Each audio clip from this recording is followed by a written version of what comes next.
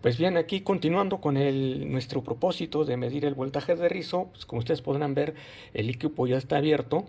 Ya habíamos dicho que no hay información técnica y el único sitio donde yo encontré, pues estaba el manual de servicio en aproximadamente cerca de $30, lo cual, bueno, pues creo que por un evento como se trata nada más de esta reparación, pues no justifica comprar este manual de servicio.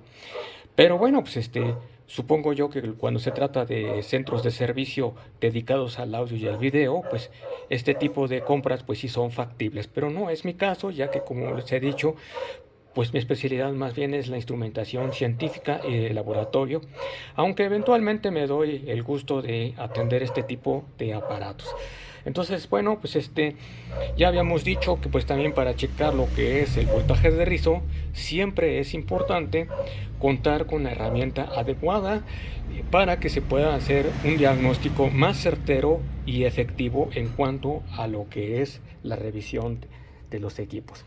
Entonces, pues aquí tengo ya conectado, lo que sí pude distinguir y sin mucho problema es lo que estoy aquí señalándoles, que se le puede decir que es la fuente de standby, o sea, cuando se conecta el aparato, pues debe estar apagado, pero siempre hay una fuente que está energizando a todo lo que es el sistema electrónico, sobre todo a lo que es el procesador o el microcontrolador, que me pareciera, por lo que estoy viendo, debe ser o probablemente aquí hay otra tarjeta donde también hay circuitería. Entonces probablemente alguno de esos circuitos, bueno, ahí esté alojado el microcontrolador que maneja a este equipo y que bueno, de alguna manera siempre debe de estar polarizado por una fuente de standby, independientemente de que el equipo esté trabajando o esté en modo apagado. Entonces, como ya les dije, pues, yo ubiqué aquí la fuente de standby. Lo que ustedes pueden ver es que ya conecté mi punta del osciloscopio. Esta sí es el cable de tierra. Y en este caso vamos a tratar de acercar un poquito más o enfocar. Eh, Como ustedes podrán ver, ahí se alcanza a ver lo que es un juego de 4 diodos, que son estos 4 diodos, y lo que es este capacitor.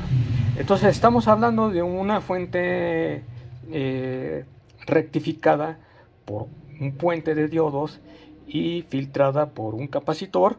Esto viene a través de este transformador de bajada que alimenta la fuente de standby, y obviamente se asume entonces que este transistor junto con este diodo Zener pues debe de ser un sistema de regulación.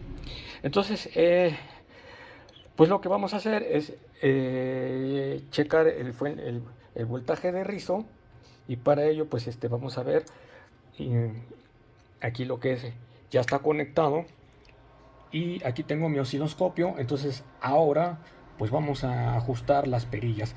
Entonces lo que procede, bueno, pues a nivel de amplitud pues todo está en la pantalla. Entonces quiere decir que tengo que mover la base de tiempos, obviamente está en 40 microsegundos, y al tratarse de una fuente rectificada de este tipo, pues estamos hablando que debe estar alrededor de los 60 o 120 MHz. Hertz, perdón. Entonces, bueno, ahí está. Ahora le tenemos que dar un poco de estabilidad, y para ello pues tenemos que meternos con el sistema del trigger. Voy a pedir que dispare al 50%. Ya logré estabilidad y lo que me sigue es hacer algún tipo de medición. Afortunadamente este osciloscopio tiene mediciones automáticas. Ya al presionar el menú pues ahí me dice qué tipo de medición quiero. Bueno, pues podemos escoger y vamos a buscar, vamos a pedirle que nos mida frecuencia. Vamos a buscar lo que es el voltaje de pico a pico, y aquí está voltaje de pico a pico. Entonces ahí tenemos ya la lectura. Estamos hablando de que la frecuencia es de 120 MHz, 120 Hz, perdón, y un voltaje pico de prácticamente 10 0.8 volts. Entonces, imaginen ustedes, básicamente pues no está filtrando prácticamente nada, es un voltaje de rizo bastante grande, cuando más o menos la norma pues establece que un voltaje de rizo en una fuente pues debe estar alrededor del 5%. Esto es demasiado, significa en todo caso que lo que ahorita tenemos dañado o ya no está trabajando bien sería este capacitor. Noten ustedes, voy a tratar de iluminar un poquito mejor, que este capacitor, pues en apariencia física, pues se ve bastante bien, o sea, no pensaríamos que está dañado, tampoco en su alrededor se ve ningún tipo de líquido derramado, entonces, pues ya quisiera ver, como dicen luego a veces en internet, busca los capacitores hinchados o inflados, ¿no? Que obviamente en este caso pues no se da o no hay ningún tipo de filtros. Aquí tengo por ejemplo un ejemplo de uno que sí está eh, dañado por sobrecalentamiento, pero no es el caso como este. Entonces, bueno, nosotros así a través de esta prueba estamos determinando que hay un voltaje de rizo excedido y el componente que está causando este problema, pues, definitivamente es este capacitor. Entonces procede a cambiarlo y vamos a ver, pero casi 99.9% de posibilidades que la falla queda resuelta al reemplazar este capacitor. Vamos a hacerlo. Pues muy bien, como ustedes podrán ver, bueno, ya se cambió el capacitor. Este es el nuevo y aquí en mi mano les muestro el que tenía previamente este equipo, y entonces vamos a ver cómo se refleja entonces el voltaje de rizo, pues ya una vez que se ha reemplazado el capacitor por uno nuevo. Vamos a ver, ya está conectado el equipo y miren ustedes qué cambio tan grande nos ha dado este capacitor, que inclusive, bueno, estamos hablando de que hay más componente de DC que de AC en el caso del rizo, pero pues aún así podemos hacer una medición del rizo, pero para eso pues tenemos que hacer un cambio en el coupling de aquí del vertical, y pedimos que ahora sea un coupling para que bloquee la componente directa, y ahorita ya nada más tengo la pura alterna. En este caso, bueno, pues ya puedo aumentar la amplificación y a un nivel en el cual, bueno, ya se puede ver. Ahora necesito estabilizar la señal. Vamos a pedir que el trigger se vaya al 50% y pues prácticamente ahí está amarrada la señal estable, y nuevamente pues corroboramos que hay una frecuencia de 120 Hz y bueno, un voltaje de rizo de 1.23 volts.